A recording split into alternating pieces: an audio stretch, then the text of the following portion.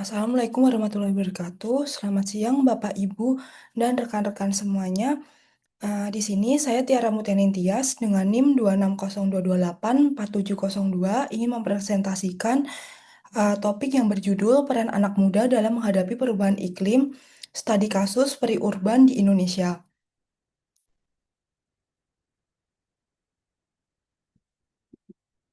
Adapun topik pembahasan yang saya dalam presentasi ini, yang pertama latar belakang, yang kedua rumusan masalah, yang ketiga tujuan proyek, yang keempat hasil temuan di lapangan, yang kelima solusi dan pendekatan, yang keenam refleksi diri, dan yang terakhir kesimpulan.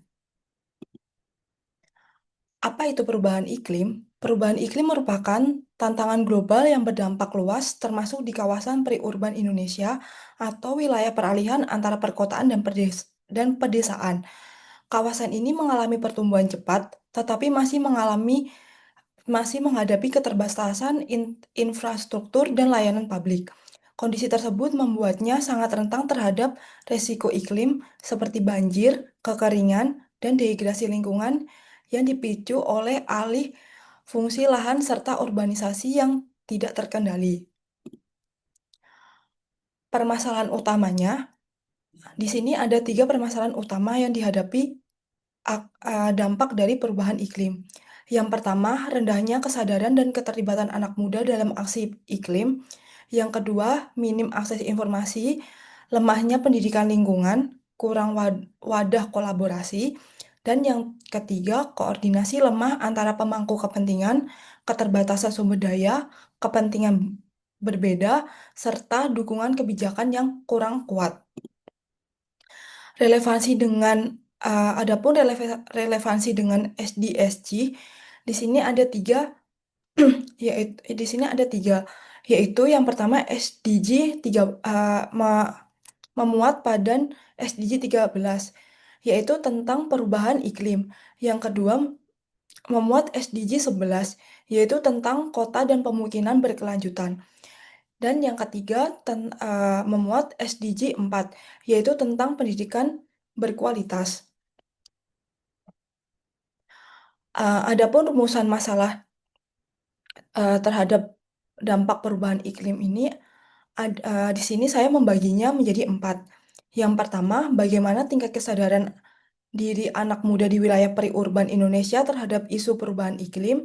Yang kedua, sejauh mana kemampuan anak muda di wilayah periurban dalam beradaptasi terhadap dampak perubahan iklim. Yang ketiga, bagaimana bentuk kerjasama yang sudah terjalin maupun yang berpotensi dikembangkan di kalangan anak muda dalam menghadapi perubahan iklim. Dan yang keempat, faktor-faktor apa saja yang menjadi penghambat dan dukungan dalam meningkatkan kesadaran diri, kemampuan beradaptasi, dan kerjasama anak muda dalam konteks mitigasi perubahan iklim. Adapun tujuan dari penelitian ini, yang pertama, meningkatkan kesadaran masyarakat, khususnya generasi muda, terhadap dampak urgensi perubahan iklim di wilayah periurban. Yang kedua, mendorong kemampuan adaptasi komunitas lokal melalui edukasi dan pelatihan berbasis partisipasif. Yang ketiga, membangun kolaborasi antara pemangku kepentingan lokal, seperti pemerintah, komunitas, sekolah, dan organisasi kepemudaan dalam rangka mendorong aksi iklim berkelanjutan. Dan yang keempat, mengembangkan solusi lokal berbasis komunitas yang sesuai dengan tantangan perubahan iklim di wilayah periurban. Eh, Berdasarkan penelitian yang setelah saya lakukan, berikut adalah hasil temuan di lapangan. Di sini saya membaginya menjadi 4. Yang pertama, tingkat kesadaran iklim rendah. Sebagian besar anak muda di wilayah periurban belum sepenuhnya menghadapi konsep perubahan iklim dan dampak terhadap kehidupan sehari-hari. Yang kedua, minimnya pendidikan dan akses informasi. Kurikulum sekolah belum menekankan isu lingkungan dan iklim secara mendalam. Selain itu, keterbatasan akses internet dan media informasi. Yang ketiga, kurangnya ruang kolaborasi. Forum anak muda atau platform digital masih minim dan belum difasilitasi oleh difasilitasi dengan baik oleh pemerintah maupun pihak swasta. Yang keempat, kendala struktural dan kebijakan, koordinasi antara pemangku kepentingan seperti pemerintah, sekolah, LSM, komunitas, dan sektor swasta masih cenderung lemah. Adapun solusi dan pendekatannya, di sini saya membagi menjadi empat. Yang pertama, kesadaran diri atau self-awareness. Penguatan kesadaran diri atau self-awareness anak muda terhadap krisis iklim. Yang kedua, kemampuan beradaptasi atau adaptability.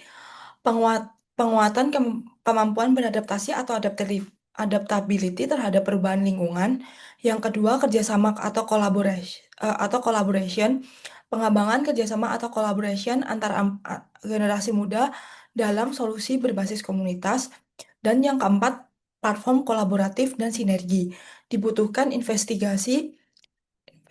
dibutuhkan investasi, sumber daya, platform kolaboratif, dan sinergi antar pihak.